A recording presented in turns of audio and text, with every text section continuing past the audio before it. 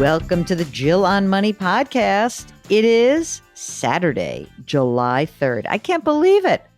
You know I'm taking off this weekend. I'm taking off the whole week. But that doesn't mean you're not going to have a feed that is plentiful because you know what? Mark's the best. And we got it all planned for you. So you're still stuck with us.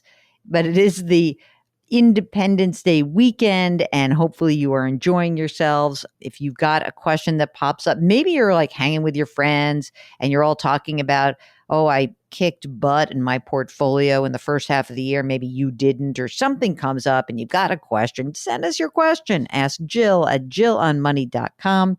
Ask Jill at jillonmoney.com. Don't forget to tell us if you would like to be joining the program. We would love that.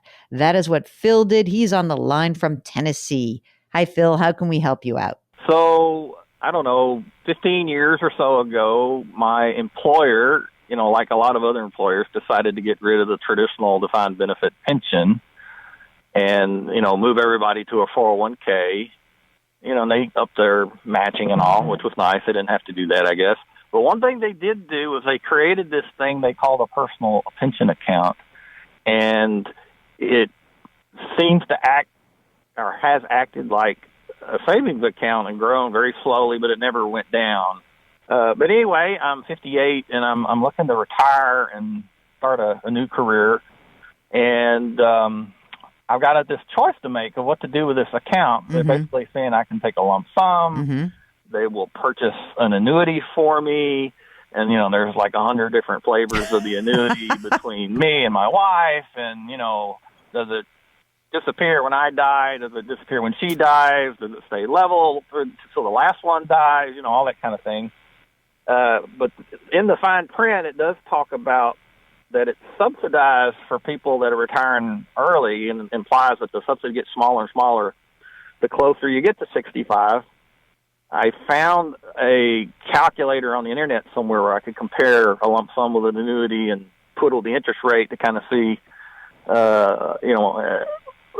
what might be the best choice. And for somebody 58 like myself, if I was to live 30 years, I just took one example. If I just did it for myself until I die, say I live 30 years, it would pay $1,152 a month, and according to the calculator, it said that's about 7.75% Whoa interest rate. Whoa, that's awesome.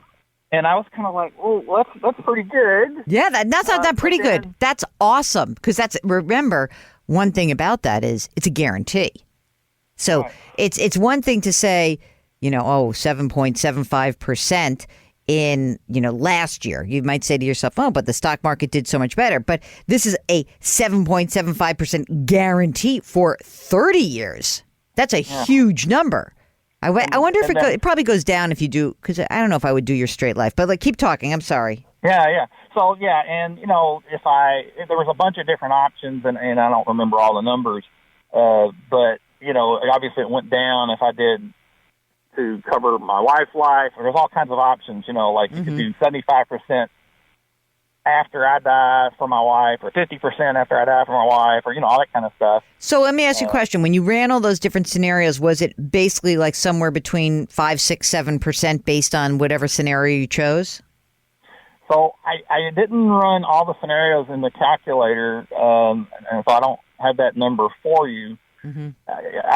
I guess my initial reaction, I've been hearing for, 20 years from the trade press and people like you, and all annuities are a bad idea, don't go buy one. Well, this is the case where I didn't go buy it. Somebody picked it for me. Right.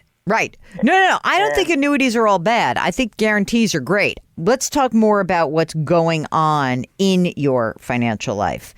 So you're 58, you're going to retire, you're 59. And you have a wife also, and how old is she? She's 4.5 years younger. Okay. And does she work? She works part-time. Okay. Makes about $12,000 a year. All right. And how much do you earn right now, Phil? 184. Say that again, 184? Yes. How much do you guys need to live on? Oh, that's a good question. I mean, we almost got the house paid off. We only owe like $26,000 on the house, I think. Mm-hmm. I do have one more still in college. So for the next year or so, I need to make money. And like I said, I'm going to take another job, and I'm going to make almost as much in my new job. It's just that I'm technically retiring from my current job. Okay, so that's good to know. All right. I intend to work till I can qualify for Medicare at least. All right, so you're good till 65. The personal pension savings account, how much money's in there right now? $172,000. All right, and tell me about the rest of your retirement savings. What else do you have? I have about $750,000 in a 401k. I've got about $20,000 in an IRA. My wife's got $115,000 in an IRA. We've got not as much taxable, outside of retirement savings I'd like. We did put girls through private schools and college and everything, but we got about $26,000 in savings. I've got about $7,000 in cash in my brokerage account. We've got $94,000 in stock of my current employer. Do you have to exercise that when you leave, when you retire? No, I can basically do nothing and have it, I'll just sit there and wait until I decide what to do later. I got you. But you're thinking that I might as well start the clock because it seems that subsidized part of the pension, of the personal pension, is reduced as you get older. So are you saying to me that you think what you're contemplating is sort of work for another year, let this thing go for another year, and then at the moment you do retire, that you will annuitize this potentially? Or should you roll it into just a general IRA rollover, which you may do with your current 401k? Is that about the right question? Well, maybe a little different. I guess I was thinking if it's only earning 2%, if it wasn't for this subsidy, I would probably just roll it into my 401k and invest it a little more aggressively. Sure. But since there's this subsidy, I'm wondering, well, gosh, when I turn 59 and a half in like 9 months, do I just go ahead and take the annuity to have to get as much of the subsidy as I can? Right. Go ahead and even start taking it, even though I'm still going to work another 7 years. Right. Even though you don't need the money. I get you. When you were telling me about the annuity that you feel pretty confident about. I mean, it's your straight life, and I probably wouldn't have you do straight life. But let's make up some numbers. Let's pretend that you just do sort of a joint and 50, like a 50% for your wife would get 50% of it because it's nice to have a little income. Maybe if it were like a guarantee of say 5 or 6% for 30 years, that's a pretty nice guarantee to have. I know it's not a huge dollar amount relative to your overall net worth, but if we presume when you are 65 that you will need, you sound like you're good savers. So I'm trying to go backwards and say that, if you make $200,000, how much are you really spending? Are you spending $10,000 a month? Is that possible? Like after college and after the house is paid off, or does that seem high? It seems high after the college is paid off. So maybe $8,000 a month? Does that seem reasonable? Maybe. You think that's even high, don't you? Depends on how much traveling we do. Let's say that you travel a lot. Why shouldn't you travel? You worked hard. You need $96,000 a year. You need $100,000 a year, right? How much will you get in Social Security for both of you? I'll probably get like the maximum benefit because I've paid enough for the last several years. I've made more than the maximum, that they withhold on. And then she'll get half of yours. Presumably, I guess I haven't really looked into that. Yeah. But okay. So we need to get you somewhere around $5,000 a month from your portfolio. So here's the benefit of like taking this money as an annuity. Okay, number one, it's a guarantee, and I'm going to make you go do a little homework and follow up with me just in terms of letting me know what the interest rate is if you did it like with a joint and survivor benefit, because if you think about this. If you needed $8,000 a month, and with Social Security as well as this annuity, you could get half of that guaranteed with no risk, then the only thing you need to worry about is pulling money out of your portfolio, which is, basically is like $1 million to give you the extra money. And I think that presuming that 8 is is a fat number, maybe it's 7 a month, then you can do that very easily. And I think it's nice to have the income that's like half of your needs are covered just by Social Security and this pension income. this, faux pension, we'll call it. So I think it's worth diving into this a little bit more and just really see what would the personal pension be if we did it a joint and 100% or joint and 50%. And if you wanted to see kind of like what would the payment be and what's the effective interest rate.